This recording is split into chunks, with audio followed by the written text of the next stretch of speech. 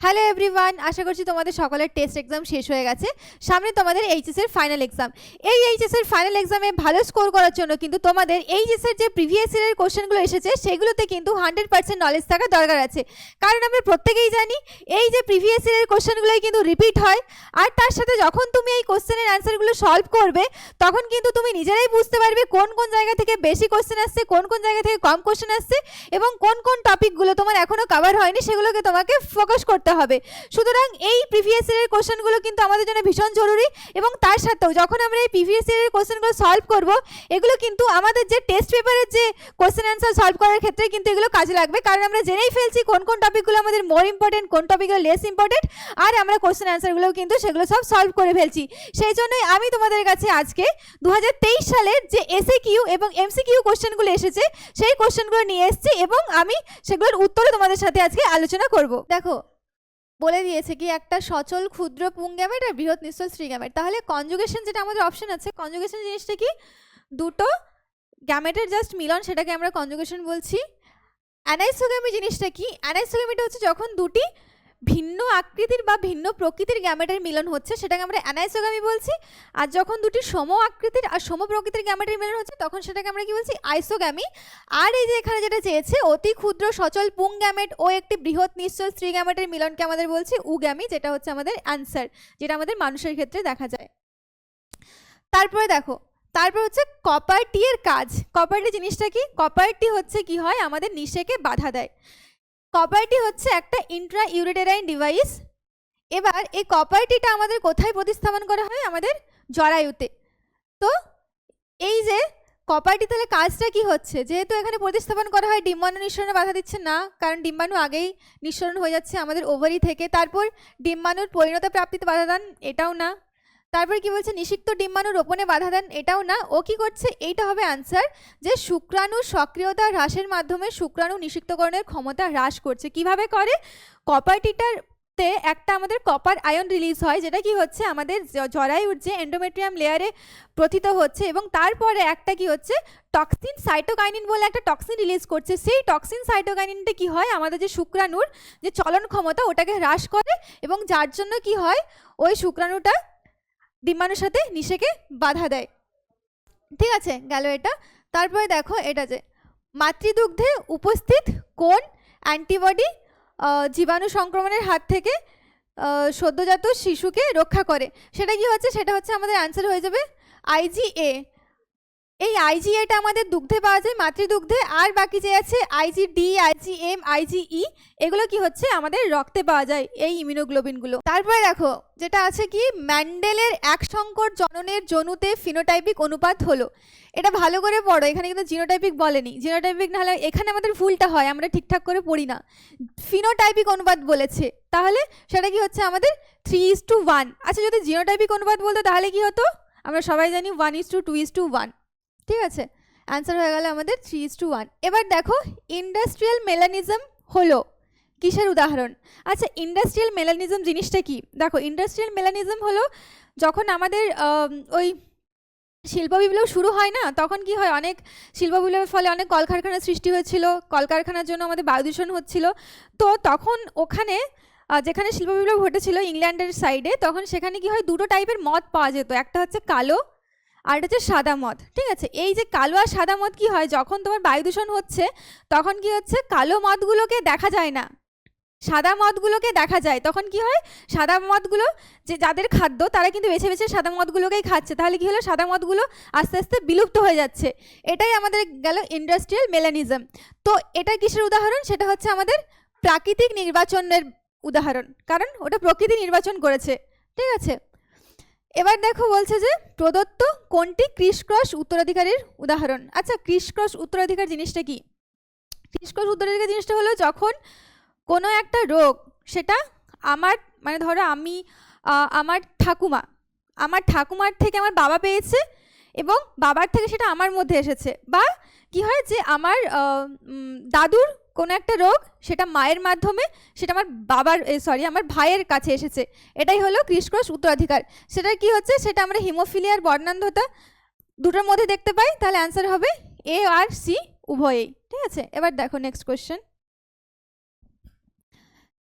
এবার বলছে next question কি, আচ্ছা এই যে আর্কিওপটেরিক্স কোন দুটি প্রাণী গোষ্ঠীর মিসিং লিঙ্ক? আচ্ছা মিসিং লিঙ্ক জিনিসটা কি? মিসিং লিঙ্কটা হচ্ছে যখন দুটো জীব গোষ্ঠীর বৈশিষ্ট্যগুলো কোনো একটা জীবের মধ্যে থাকে, দুটো জীব গোষ্ঠীর আলাদা আলাদা জীব গোষ্ঠীর বৈশিষ্ট্য কিন্তু একটা জীবের মধ্যে দেখতে পাওয়া যায়, যেটাকে আমরা হয়তো এই জীবগোষ্ঠীর কিছু বৈশিষ্ট্য, ওই জীবগোষ্ঠীর কিছু বৈশিষ্ট্য, এটাই হচ্ছে মিসিং লিঙ্ক। তো আর্কিওপটেরিক্স আমাদের রেপটিলিয়া ও অ্যাভিস এর মধ্যে রেপটাইলেরও কিছু বৈশিষ্ট্য আছে, আর অ্যাভিসের বা পক্ষী প্রজাতিরও কিছু বৈশিষ্ট্য আমরা দেখতে পাই। তারপরে দেখো কোন উদ্ভিদ প্রজনন পদ্ধতি মানুষ অতি প্রাচীনকাল থেকে ব্যবহার করে আসছে? সেটা হচ্ছে কি নির্বাচন। কারণ এই যে সংকরায়ন, পরিব্যক্তি, এগুলো কিন্তু অনেক পরে এসেছে, এগুলো আমরা অনেক পরে জেনেছি কিভাবে হয়। তাহলে প্রথম থেকে আমরা কি শুধুমাত্র নির্বাচন পদ্ধতিটাই প্রাচীনকাল থেকে মানুষ ব্যবহার করে। তারপরে দেখো প্লাজমা কোষ কোন ধরনের অনাক্রমতার সঙ্গে সম্পর্কিত? আচ্ছা অনাক্রমতা জিনিসটা কি? অনাক্রমতা মানে যখন আমাদের শরীরে কোনো একটা জীবাণু আসে, রোগ সৃষ্টিকারী জীবাণু আসে, সেটার জন্য আমাদের শরীরে যে একটা প্রতিরোধ ব্যবস্থা গড়ে তোলে, এটাই হচ্ছে গিয়ে আমাদের অনাক্রমতা। তো এই যে প্লাজমা কোষ যেটা আছে, সেই প্লাজমা কোষটা আমাদের রসভিত্তিক অনাক্রমতা, আর যদি কোষভিত্তিক অনাক্রমতা বলে সেটা হচ্ছে আমাদের বি লিম্ফোসাইট।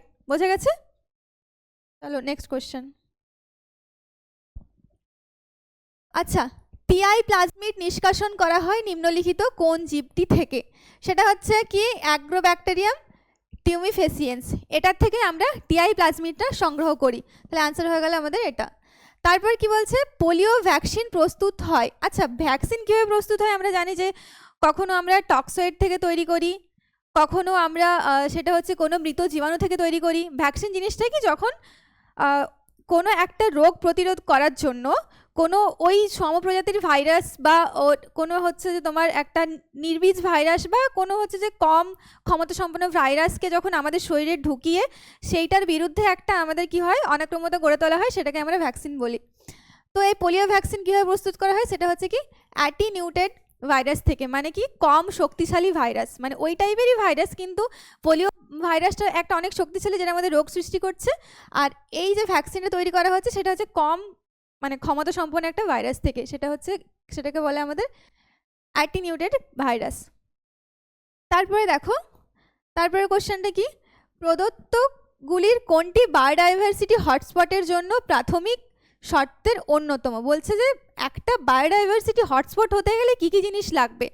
সেটা হচ্ছে কমপক্ষে 150 এন্ডেমিক প্রজাতির সংবহন কলাযুক্ত উদ্ভিদের উপস্থিতি, এটা একটা। আরেকটা হচ্ছে বিভিন্ন ধরনের উদ্ভিদের বা প্রাণীর উপস্থিতি। তাহলে আমার দুটোই লাগবে। অ্যান্সার কি হবে? এ আর বি উভয়েই সঠিক। তাহলে অ্যান্সার হয়ে গেল আমাদের এটা। মানে আমাদের দেখো দুটোই লাগছে, আমাদের 1500 এন্ডেমিক প্রজাতির সংবহন কলাযুক্ত উদ্ভিদের উপস্থিতি, আর কি হচ্ছে বিভিন্ন ধরনের প্রাণীর উপস্থিতি। চলো নেক্সট কোশ্চেন কি আছে দেখে নেওয়া যাক। হ্যাঁ এবার দেখো নিম্নলিখিত বনভূমির কোনটি উষ্ণ ও আর্দ্র বৈশিষ্ট্যযুক্ত? উষ্ণ ও আর্দ্র দুটোই থাকবে এখানে। সেটা হচ্ছে যে টেম্পারেট ফরেস্ট না, এখানে কি হয় উষ্ণতাটা বেশি থাকে। কনিফেরাস ফরেস্ট, এখানে উষ্ণতা কম থাকে। আর্কটিক তুন্দ্রা, এখানেও প্রচণ্ড ঠান্ডা থাকে। আর আমাদের আনসার হয়ে যাবে ট্রপিক্যাল রেন ফরেস্ট, এখানে কি হয় উষ্ণতাও থাকছে আর প্রচুর বৃষ্টি হয়। ঠিক আছে, আনসার হয়ে গেল আমাদের ট্রপিক্যাল রেন ফরেস্ট। তারপরে দেখো প্রদত্তগুলির কোনটি সর্বাপেক্ষা স্থায়ী বাস্তুতন্ত্রের উদাহরণ? সর্বাপেক্ষা স্থায়ী বলছে, যেটা নষ্ট হবে না। তো মহাসাগর, মরুভূমি, বনভূমি আর পুষ্করিণী। এখানে দেখো আমি যেটা বলছি পুষ্করিণীর থেকে শুরু করছি। পুষ্করিণীটা কি পুকুরের বাস্তুতন্ত্র কিন্তু চট করেই নষ্ট করে ফেলা যায়। মরুভূমিটাতেও যদি আমরা গাছের বৃক্ষরোপণ করি সেটাও কিন্তু মরুভূমির বাস্তুতন্ত্র চেঞ্জ করা যায়। আর মহাসাগরের বনভূমি দুটোই অ্যান্সার হবে। এখানে তুমি বনভূমিটাও আমরা দেখতে পাই যে ওটা একটা স্থায়ী, এটা চট করে আমরা এটাকে ধ্বংস করতে পারবো না। আর মহাসাগরও, এখানে আমি বনভূমিটাই নিচ্ছি কারণ মহাসাগরের বাস্তুতন্ত্রটা একটা ভীষণ একটা বড়। দেখে নেওয়া যাক এবার তাহলে কি হচ্ছে আমাদের ফার্স্ট কোশ্চেন হচ্ছে রোপণ বা ইমপ্ল্যান্টেশন। রোপণ বা ইমপ্ল্যান্টেশন জিনিসটা কি? দেখো আমরা কি জানি যে একটা পুংগ্যামেট একটা স্ত্রী গ্যামেটের মিলন হয়ে গেল, তারপর কি হচ্ছে মিলন হওয়ার পরে সেটা জাইগোট উৎপন্ন করলো। জাইগোট উৎপন্ন হওয়ার পর যে ব্লাস্টোসিস দশায় সেটা কি হচ্ছে আমাদের জরায়ুর যে এন্ডোমেট্রিয়াম স্তরে একটা নির্দিষ্ট স্থানে প্রথিত হচ্ছে। এই ঘটনাটাকে আমরা কি বলছি? রোপণ বা ইমপ্ল্যান্টেশন। বোঝা গেছে? তারপরে দেখো ম্যান্ডেলবাদের একটি ব্যতিক্রম উল্লেখ করো। মানে ম্যান্ডেলবাদের ব্যতিক্রম মানে ম্যান্ডেল যে জিনিসগুলো আমাদেরকে বলতে পারেনি বা ম্যান্ডেলবাদ অনুযায়ী যেগুলো আমরা ফিট করে না, সেটা কি? এক হচ্ছে যে মাল্টিপল অ্যালিল। ম্যান্ডেল কি বলেছিল যে একটা লোকেশে প্রকট আর প্রচ্ছন্ন থাকে, কিন্তু সেখানে দেখা গেছে তিনটে বৈশিষ্ট্য দেখা গেছে বা তিনটের অধিক দেখা গেছে, সেটাকে আমরা কি বলছি? Multiple allele. আরেকটা হতে পারে তোমার সহপ্রকটতা। মানে কি বলছে, যখন আমরা কি জানি যে প্রকটটা প্রকাশ পায়, প্রচ্ছন্নটা প্রকাশ পায় না, কিন্তু যখন প্রকটের প্রচ্ছন্ন একসাথে প্রকাশ পাচ্ছে, সহপ্রকটতা একটা এক্সাম্পল হবে। আর কি হবে? অসম্পূর্ণ প্রকটতাটা কি? যেটা আমরা জানি অসম্পূর্ণ প্রকটতা মানে যখন আমাদের প্রকটের প্রচ্ছন্ন কোনোটাই প্রকাশ পায় না, মাঝামাঝি একটা বৈশিষ্ট্য প্রকাশ পায়, তখন তাকে আমরা সেটা কি বলছি? অসম্পূর্ণ প্রকটতা। তাহলে এই তিনটার মধ্যে যে কোনো একটা লিখলেই হবে ম্যান্ডেলবাদের আমাদের ব্যতিক্রম। তারপরে কি বলছে, এই দেখো অথবা কোশ্চেনে এটা ছিল যে প্রিবনাউ বক্সের নিউক্লিওটাইডের সজ্জাক্রম। এটা প্রিবনাউ বক্সটা কি? প্রিবনাউ বক্সটা কি হচ্ছে, যখন আমাদের ট্রান্সলেশন হচ্ছে তখন কি হয়, একটা সাইট হয়তো প্রোমোটার সাইট, সেই প্রোমোটার সাইটটাকেই আমরা বলছি প্রিবনাউ বক্স। এইটা কি? সেটা হচ্ছে যে 5 প্রাইম থেকে, যেটা আমি এটা লিখে দিচ্ছি, এটা 5 প্রাইম টি এ টি এ এ টি, এই যে সজ্জাক্রম, এটাকেই আমরা কি বলছি? প্রিবনাউ বক্স।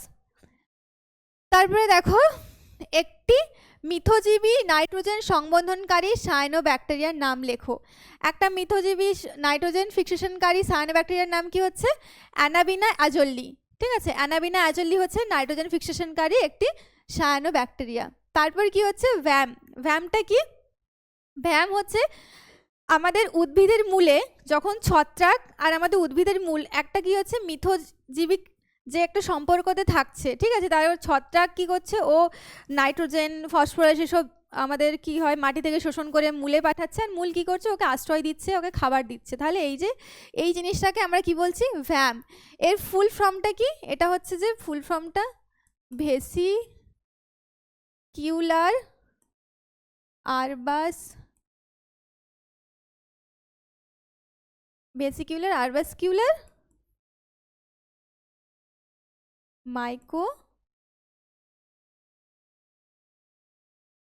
মাইকোরাইজা। ঠিক আছে, এটা ভ্যামের ফুল ফর্ম। তারপরে দেখো কি হচ্ছে, অস্থায়ী ও স্থায়ী পরজীবীর পার্থক্য আছে। পরজীবী মানে কি? পরজীবী হচ্ছে যে যখন কোনো একটা জীব অন্যের ওপর নির্ভর করে থাকে, সেটাকে আমরা জানি পরজীবী বলে। এবার দেখো দুটো টাইপের পরজীবী হচ্ছে, একটা হচ্ছে স্থায়ী আর একটা হচ্ছে অস্থায়ী। স্থায়ীটা কি?